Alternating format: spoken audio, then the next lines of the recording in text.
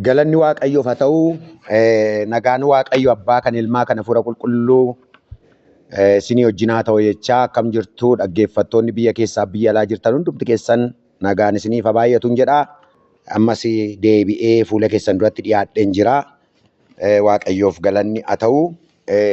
Mata dureen an qabadhee dhufe sagalee Waaqayyoo keessaa mata dureen qabadhee dhufe fageessanii ilaaluu waan jedhamu irrattini. Fageessanii ilaaluu waan jedhamu irrattan yeroo darbe Waaqayyo na gargaaree jennaan waa'ee ijoo biraa kaasee waan baay'een dubbadhe fageessanii ilaaluu waan jedhamu irrattani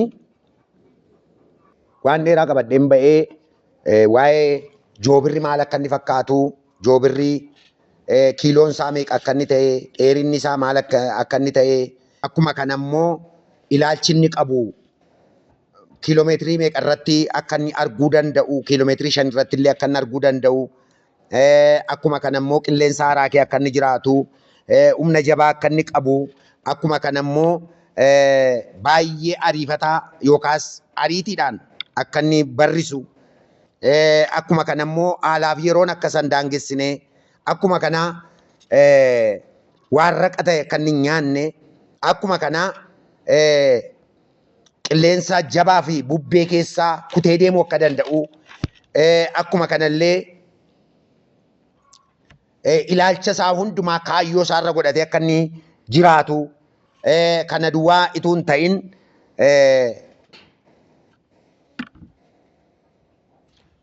iddoo inni jiraatu eenyullee jiraachuu akka hin dandeenye, akkuma kana immoo yeroo hundumaa akka qophaa'ee jiraatu, akkuma kana diinota isaallee akka hin sodaanne, akkuma kana immoo eenyullee isa dursuu akka hin dandeenye, akkasumallee jireenya isaa haareffatee akka deddeebi'u, akkasuma immoo bakki jireenya isaatii bakka bineensonni kamillee ga'uu hin dandeenye akka ta'e, akkasuma maatii isaa fi jireenya isaa laatee akka jiraatu, akkuma ofii jiraatutti maatii isaa akka jiraachisu, ofii isaaf wanta itti jiraate sana ijoollee isaa akka shaakalsiisu dubbachaan ture.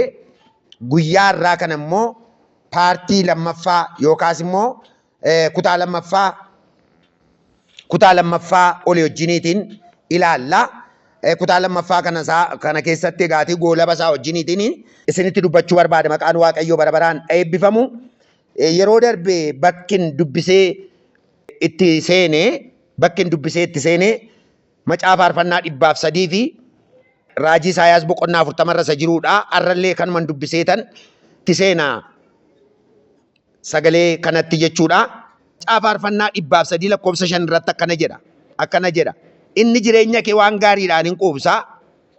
Dargaggummaan kees haara'ee akka joobiraa hin ta'a. Haara'ee akka joobiraa ta'a. Haara'ee akka joobiraa hin ta'a jecha jedhamuun dubbisee ture. Akkasuma macaafa raajii Isaayaas boqonnaa 40 lakkoofsa 31 irratti warri Waaqayyoon abdiidhaan eeggatan garuu humni isaanii hin haareffamaa, akka joobiraas baalleedhaan ol hin ka'u, hin fiigu garuu hin dadhabanii, hin adeemu garuu hin mudhukan jedha. Maqaan Waaqayyoo bara baraan eebbifamu. Egaatii waa'ee fageessanii ilaaluu irratti waa'ee joobiraa akkuma isinii kaasee ture, kana fuuldura waa'ee joobiraa akkuma isinii kaasee ture, guyyaa irraa kana immoo macaafa qulqulluu wajjin ol qabsiiseen amma tokko isinii ibsuu yaala. Maqaan Waaqayyoo eebbifamu.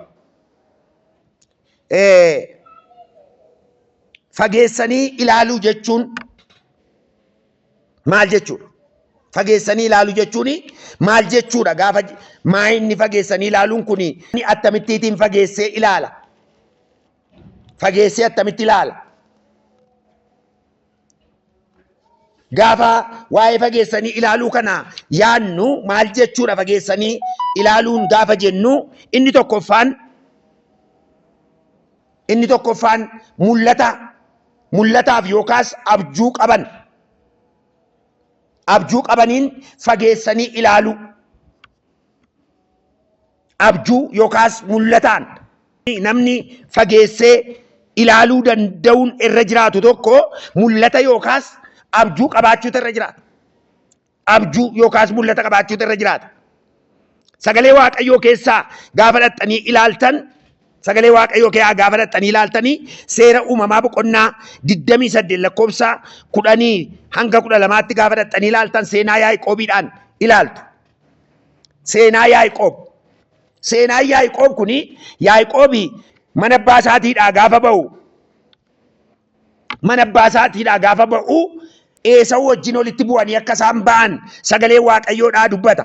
Mana abbaa isaatiitii gaafa ba'u Esawu wajjiniin Esawu obboleessa isaa wajjiniitiin walitti bu'anii akka inni ba'e sagaleen Waaqayyoo gaafa dubbatu baqatee ba'e jedha. Na ajjeesa obboleessi koo Esawuun jedhee baqatee ba'edha. Gaafa baqatee ba'u karaarra ituma fiiguu lafa dheeraa adda fiigee booda dadhabee jedha. Dadhabuu duwwaa immoo miti. Aduutu itti dhi'ee jedha, itti dukkanaa'e jedha. Gaafa itti dukkanaa'u abdii kutannaa guddaa keessa galee dhagaa boraafatee bakkee onaa keessa galee ciisedha. Bakkee onaa keessa dhaqee ciisedha. Bakkee onaa keessa firri iddoon jiru. Bakkee onaa keessa namni ol qabu namni gargaaru bakka hin jirre achi keessa dhaqee ciisedha. Achi keessa gaafa inni dhaqee ciisu abdii kutannaa guddaa keessa galee gaafa ciisu inni naa dhumeera bakka inni jedhetti bakka kana booda adeemsa gara biraa hin qabu bakka inni jedhetti kana booda jireenya hin qabu bakka inni jedhetti bakka inni abdii kutatee ciise keessatti Waaqayyoo mul'ataan gara isaa dhaqe. Mul'ataan gaafa ciisee achi ciisee mul'ata arguu ergamoonni Waaqarraati kumaatamni ergamoota Waaqarraati misilaalee waan tafakkaatu warri kaan gadi bu'u, warri kaan ol ba'u, warri kaan gadi bu'u, warri kaan ol ba'u, warri kaan gadi bu'u, warri kaan ol ba'u kana ciisee ilaala. Warri dhufan kun hundumtu, warri gadi bu'anii ol ba'an kun hundumtu ergaa tokko dubbatu. Maal jedhu turan jedhaa? Si wajjinan ta'a lafati dhaqxu hundumaatti sin geggeessa. Si wajjinan ta'a lafati dhaqxu hundumaatti sin geggeessa jedha Waaqayyo. Sagalee jedhamu dhagaa. Haaleluyyaa. Galanni Waaqayyoof haa ta'u. Kanaaf namni fageessee ilaaluu kan inni danda'u yoo abjuu Waaqa biraati abjuu qabaate yookaan immoo mul'ata yoo qabaate yookaas abjuu yoo qabaate kana qabaachuutu irra jiraata. Abjuun isaa maayin yookaas mul'ati isaa maayin? Sabni na dhaggeeffattan mul'ati keessan maali? Abjuun isin qabdan maali? Isarra dhaabattanii fageessanii ilaaluu danda'u sirra jiraata. Isarra dhaabattanii fageessitanii waa arguu danda'u sirra jiraata.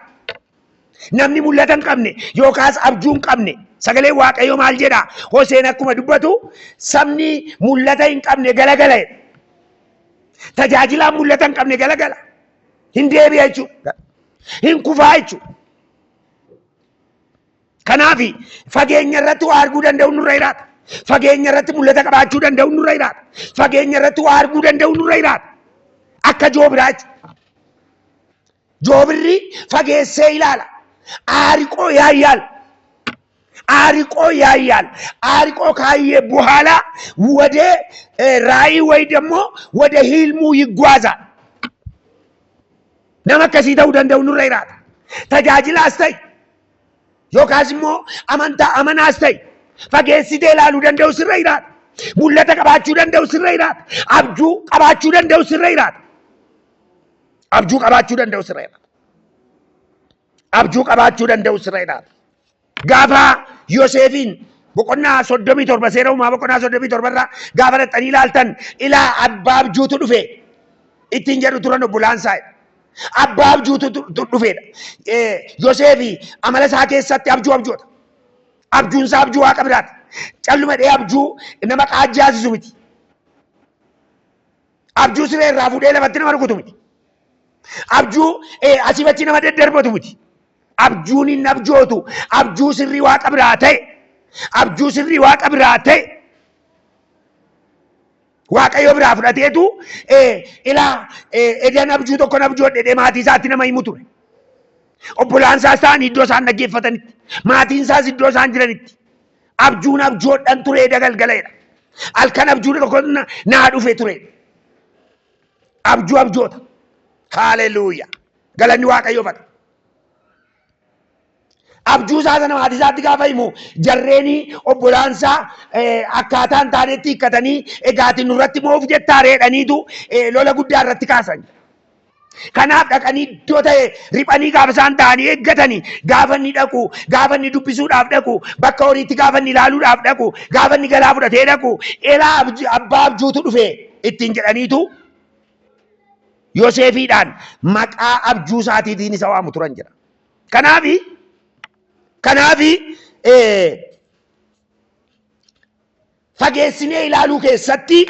fageessinee ilaaluu keessatti wanti ni qabaachuun irra jiraatu abjuu qabaachuu danda'u nurra jiraata. Mul'ata qabaachuu danda'u nurra jiraata. Mul'atichi mul'ata isaa raajii raajuu jennee arginu ta'uu dhiisuu danda'a. Mul'ata jechuun waan kaayyeeffannee jirru tokko qabaachuu danda'u nurra jiraata. Waan kaayyeeffannee qabna. Kaayyeeffannee waan qabnu. Boran nama akkasii ta'uu narra jiraata. Bor adeemsa akkasii adeemuu narra jiraata. Bor nama sadarkaa akkasii ga'u sadarkaa akkasiirra ga'u ta'uu narra jiraata. Jennee nama akkasii kun kana jechuun mul'ata jechuudha. Kaayyoodha. Mul'ata jechuun kaayyoo jechuudha karaa gara biraa. Kaayyoo. Boran nama akkasiin ta'a. Boran nama akkasiin ta'a sadarkaa akkasiirratti hojii hojjedha. Sadarkaa akkasiirra ga'a nama jedhu. Maqaan Waaqayyoo bara baraan eebbifamu. Namni guddaan addunyaa kana keessatti beekamaa ta'e namni Luuter jedhamu maal jedheedha? Ani mul'ata jabaan qaba. Mul'atan qaba jedheetu warra adii fuuldura dhaabate. Mul'atan qaba jedhee warra adii fuuldura dhaabate. Mul'atan qaba garuma deemutti mul'atan qaba jechaa deema. Luuter.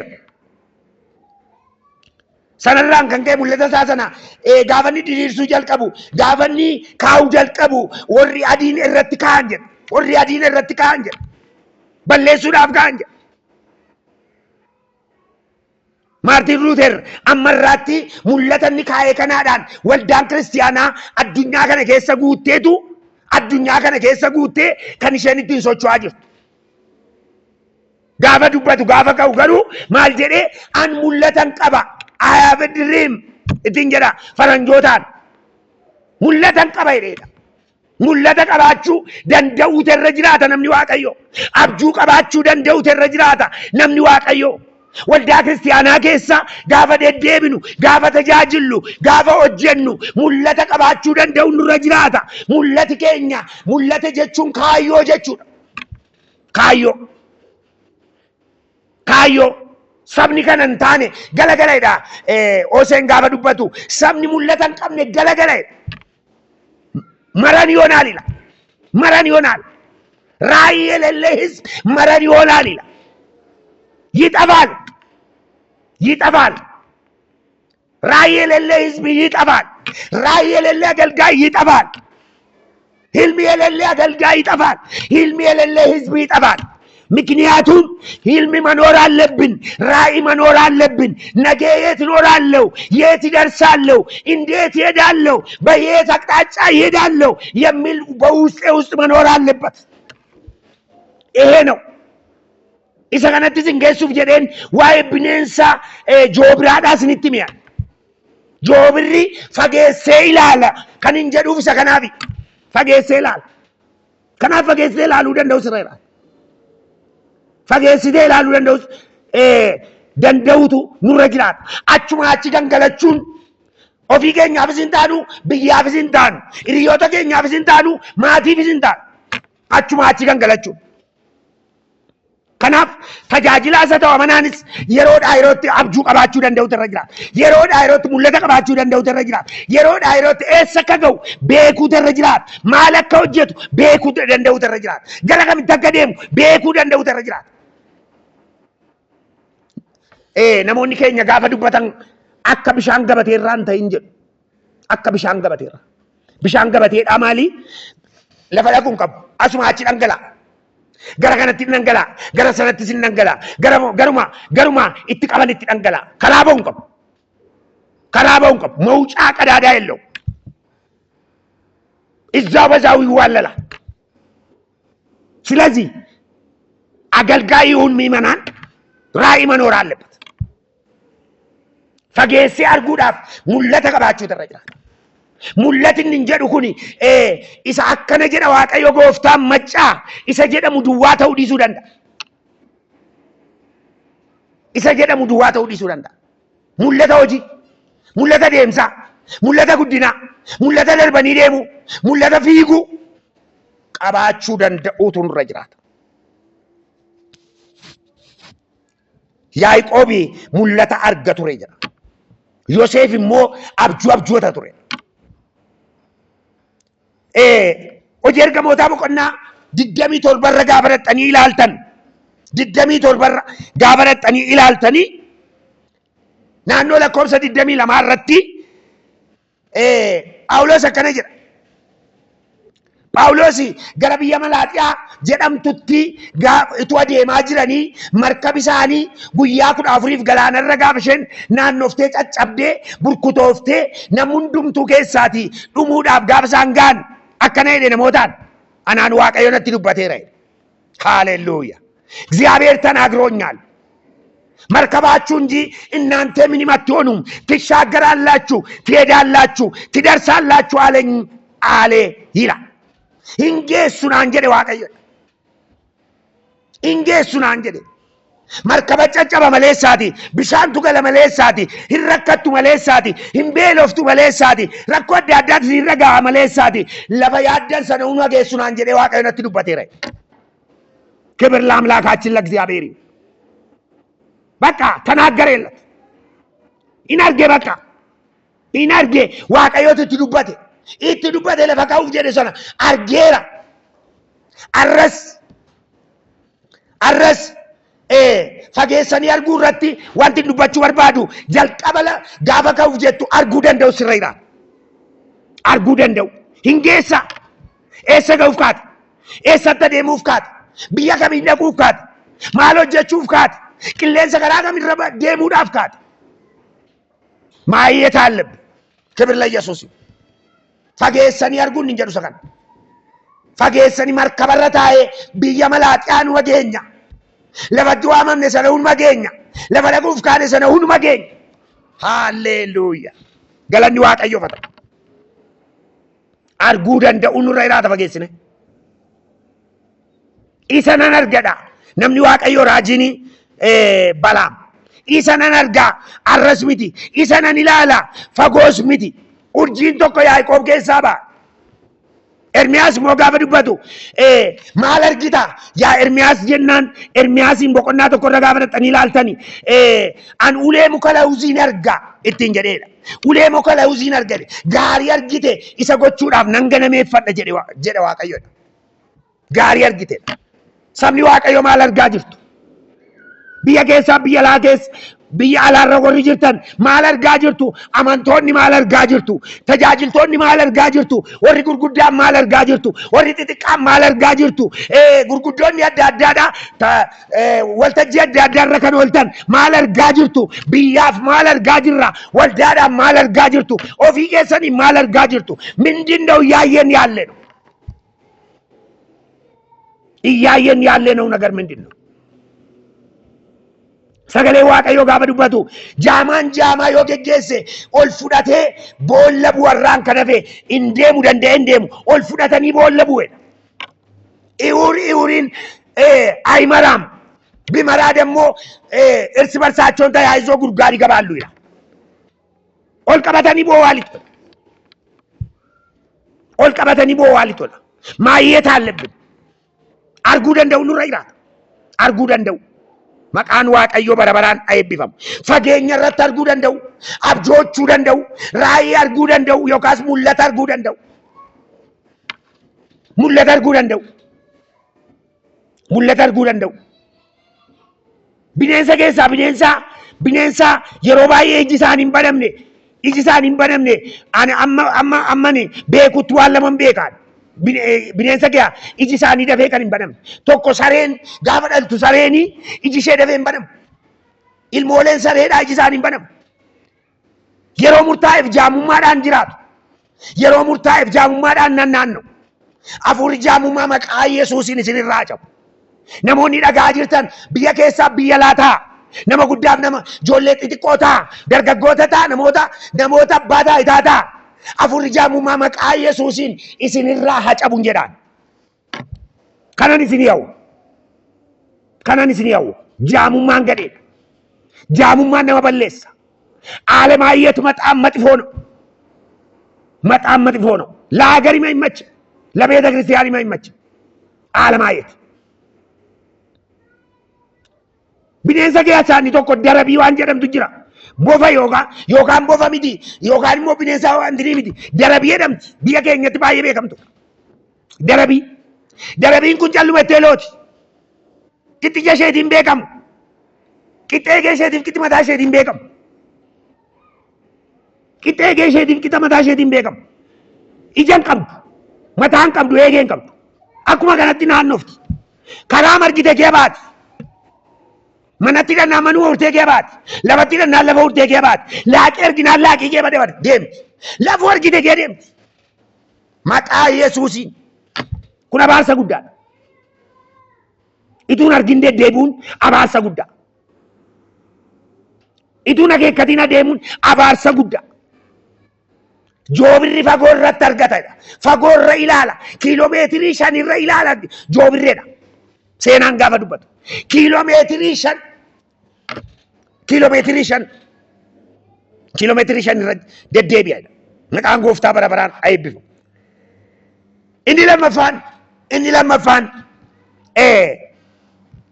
fageessinee arguudhaaf maal gochuutu nurra jiraata? Jabina hafuuraa qabaachuu danda'u nurra jiraata. Jabina hafuuraa manfasaawii ጥንካሬ መኖር አለብን። መንፈሳዊ ጥንካሬ መኖር አለብን። መንፈሳዊ ጥንካሬ መኖር አለብን። መንፈሳዊ ጥንካሬ አመስገረ ያዕቆብ ሲንጌሳ ሴራው ማበቆና ሶደቢ ሰዲረ ጋፍረጠን ይላልተን ያዕቆብ ዋቀዮፍ ነማ ወላንሶ ቀቤ ሞዬ በጣም ጠንካራ ሰው ነው ያዕቆብ።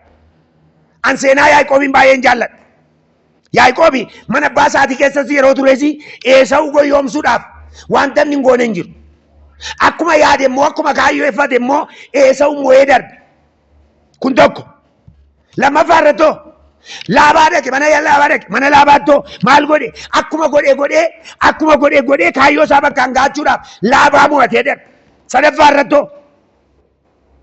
nama waaqayyoo nama fakkaatu tokkotu itti dhufe isas wallaansoo qabee mo'e ተሻገረ።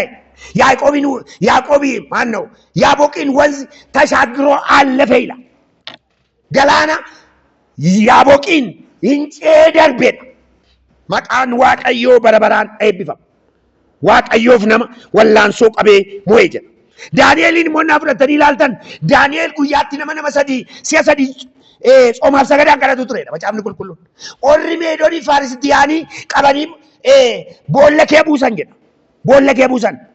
Ani waaqa isin dhaabdan kanaaf waaqayyo yoo na oolchuu baate illee waaqa isin dhaabdan kanaaf hin sagadu jedheetu boolla afaan leencaa keessa seenedha. Afaan leencaa keessani. Afaan leencaa keessa kaayyoo qaba Daani'el. Kaayyoo duwwaa miti. መንፈሳዊ ጥንካሬ አለው።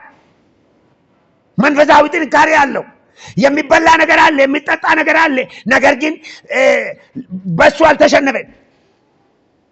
ምክንያቱም መንፈሳዊ ጥንካሬው በጣም ከባድ ስለሆነ በዚህ ነገር በሚታይ ነገር አልተሸነፈም። ዋን አርገሙ ከናን ሂሞምነ ኖ የደብረደ እንደዳሙ ቦለ ከሰሰይ ቦለ ከሰ ጋፈነ አፋን ሌንጫ ገቡሰን አፋን ሌንጫ ገሰት ሌንጮኒ አመተኒዮ ጅምቡላን ጀዳ አመተኒዮ ጅምቡላን ጀዳ መንፈሳዊ ጥንካሬ መኖር አለብን። biyya lafaa jiraannu kana keessatti jireenya fuuraa keenya jabaa ta'uu irra jiraata.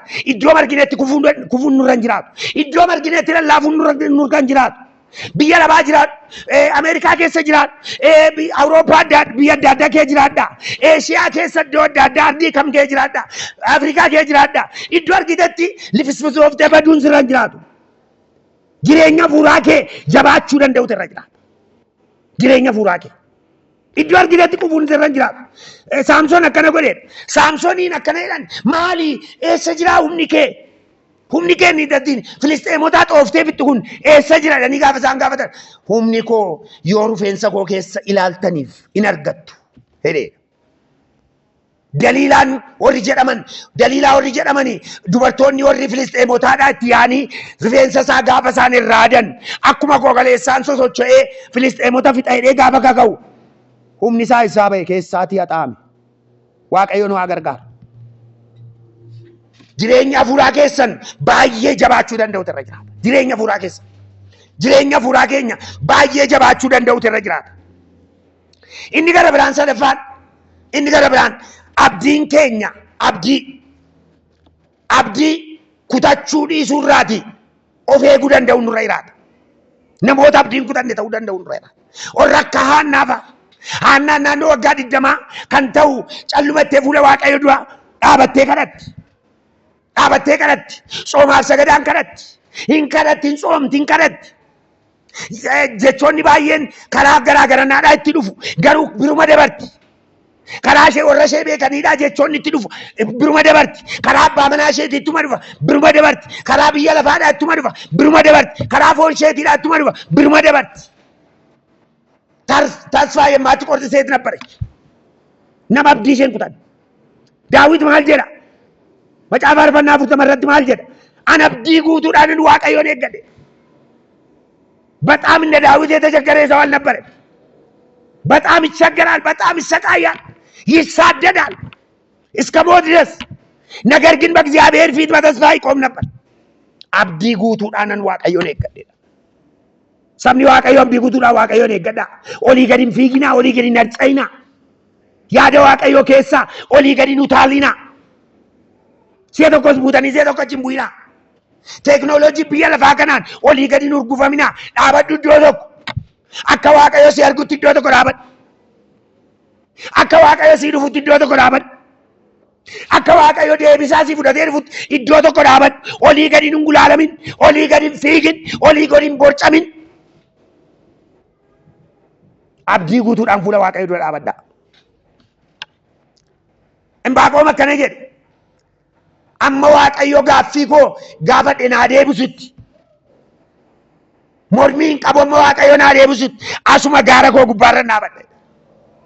Gaara koo gubbaarra dhaabadhe. Gaara koo gubbaarra dhaabadhe. Boqonnaa lamarra gaafadha ilaalta. Galanni Gooftaadhaaf haa ta'u. Inni gara biraan fagoo irratti arguudhaan maal gochuun nurra jiraata? Maal gochuu danda'u nurra jiraata?